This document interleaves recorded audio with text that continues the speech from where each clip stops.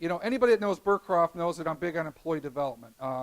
You hear me talk about you always have to sharpen the saw. We've always got to get better. I'm always trying to learn more and thrive for more information that we can get better at.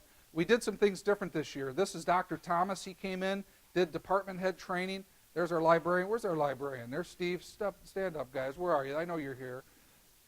Look at that. All right. You get IT and the librarian. They're in the front row. It's like going to the front pew at church.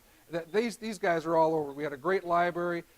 Steve has been phenomenal with IT and his team. So that was a great example of that. Here's the frontline people getting trained by Dr. Thomas. Josh Monty, where are you, Josh? I know you're here. Just came back from the FBI National Academy. Thank you. We have some of the finest in police and fire, and just another example, that's the second person I'm aware of that went from Romulus, and it's a very exclusive opportunity to get to go to the FBI Academy, so I'm really looking forward to see what he brings back from this.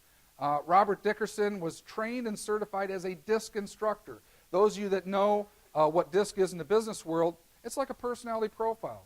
But what's really important about it is we're all different. That's the beauty of it, but if we understand those differences and can work better together, we can get more output. We can get better results. So that's what it's all about. He's going, Chief, next week to fire? This week to firefighters. So it's not just training department heads. It's training frontline people. It's making sure that everybody's sharpening the saw and has that same opportunity. Recognize employees for good jobs. We have an Employee of the Month. Now, those are voted on by doing good deeds. We have clerical administration and labor and trades. They get their picture at City Hall. And what I told City Council when I brought this to them is that we're not just going to run a program and just rotate people through this. If we don't have somebody nominated, we won't have one.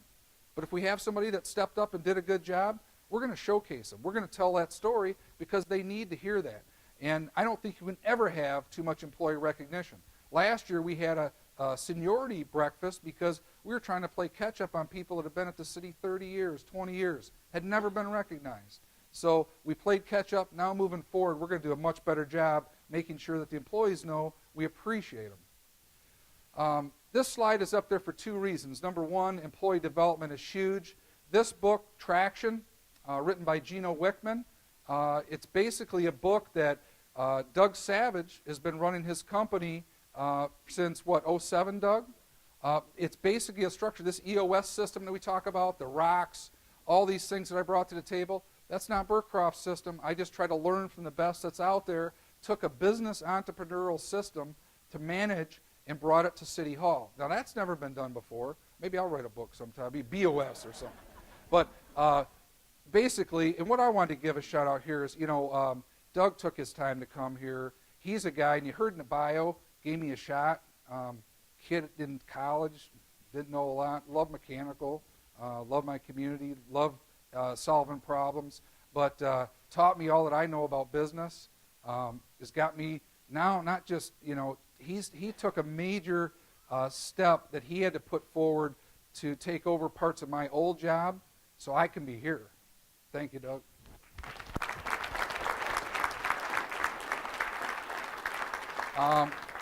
This Trust Edge over here, this is huge. Kevin Tour, you hear Kevin? Put down your phone. We're in Boston. Past President Issa.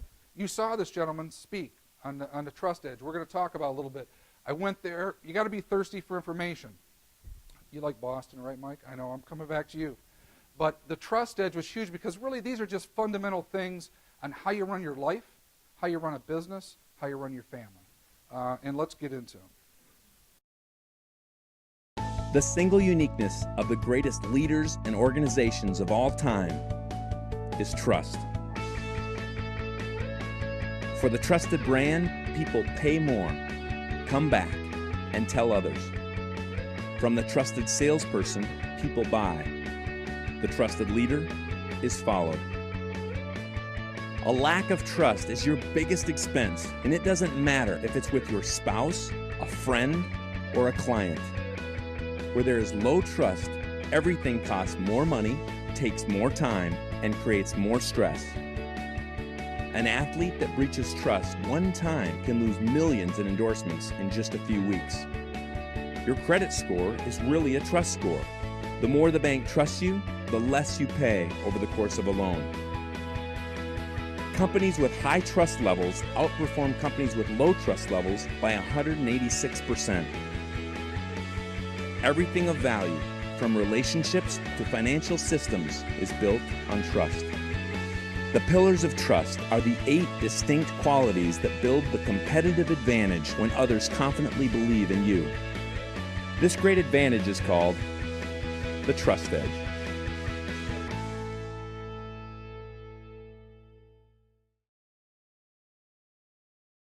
Okay, let's talk about it a little bit. Pretty fundamental, but with all these pillars, you need them all, right?